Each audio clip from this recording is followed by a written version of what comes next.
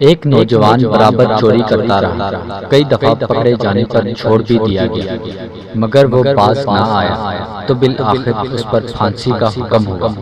تو جب پھانسی کا وقت آیا تو اس نے کہا، میرے ساتھ میری والدہ کو بھی پھانسی دو۔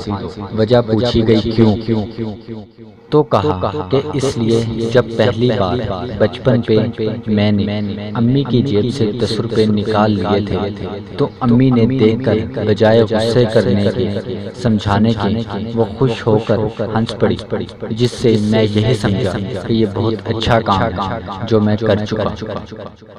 یہاں سے مجھے چوری کرنے کی عادت پڑی اور پھر برابر چوری کرتا رہا۔ میرے ساتھ پھانسی تک پہنچنے میں والدہ برابر کی شریک ہے۔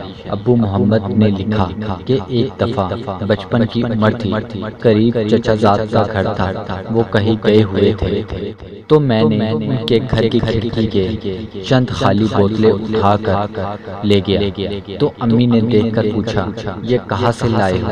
میں نے بتایا کہ چچا زاد کے گھر سے۔